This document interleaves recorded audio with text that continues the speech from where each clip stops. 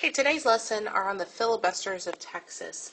What you're going to learn real fast about the filibusters is they're going to be people who are wanting change in the government, and they're also going to be those people who are on the edges of society, more along the lines of criminals. They're coming over, they're adventurers, they're people looking for quick money, usually in the form of stealing Mustangs, these horses that are running wild and free in Texas, and they're coming over from the newly purchased territory of Louisiana. These are Americans coming in for adventure, looking for money.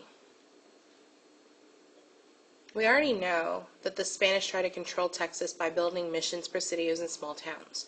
We know that the French are no longer a threat, and because of that, Spain loses interest in Texas. We now no longer have the French threat next door.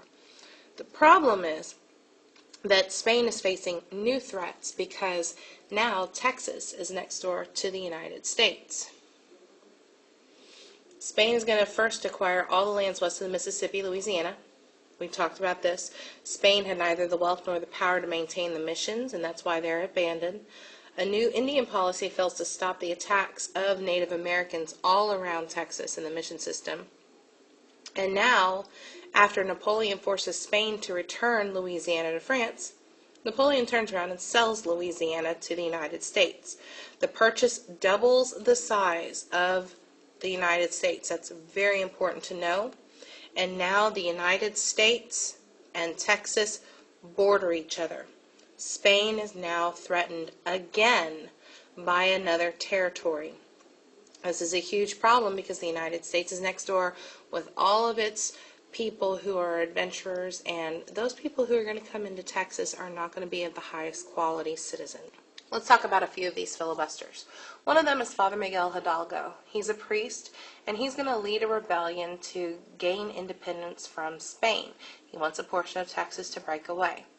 He wants to set up a new government there, but he is caught and he is executed. His followers are also defeated by the Spanish.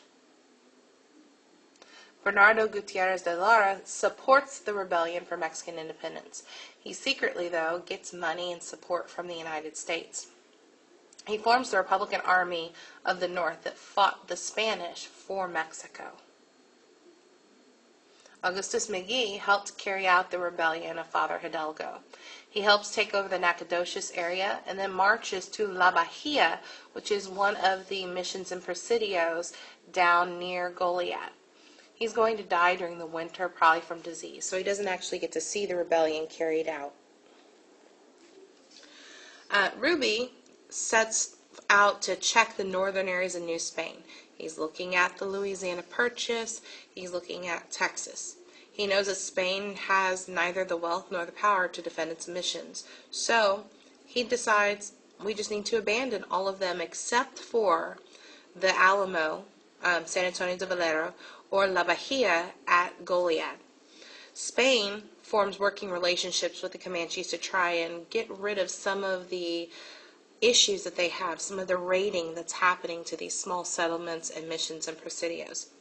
And he also recommends that Spanish settlers move into East Texas, and they move away from further out areas so that they're closer to San Antonio for protection.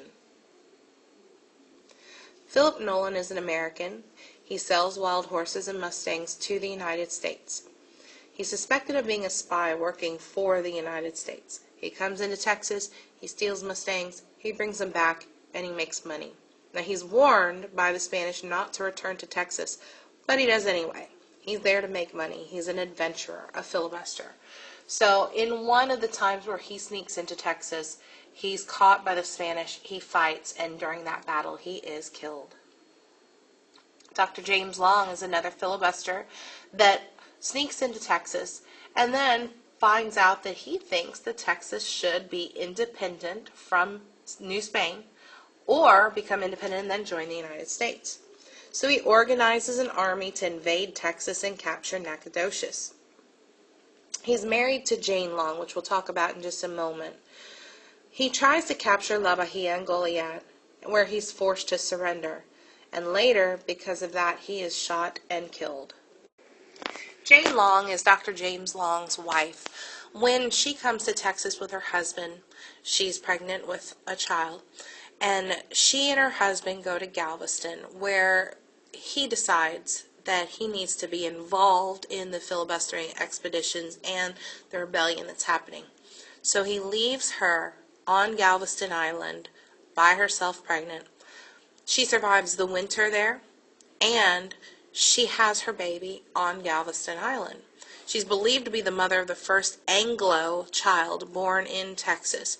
Therefore, we call her the Mother of Texas. One of the interesting things about Jane Long during her time here on Galveston Island was she was pretty much by herself on that island. And there are reports that while she was there, she would have to fight off Native American attacks. She would be holding her newborn baby in one hand and loading and firing weapons at Native Americans that were trying to steal from her with the other. Louis Saint-Denis was a Frenchman who came in to build a trading post that grew into to a town in Louisiana with hopes to increase trade with Texas. This doesn't really take off, though. And Jean Lafitte is going to be the last one we talk about. Jean Lafitte is a French pirate that raids Spanish ships off the coast of Galveston.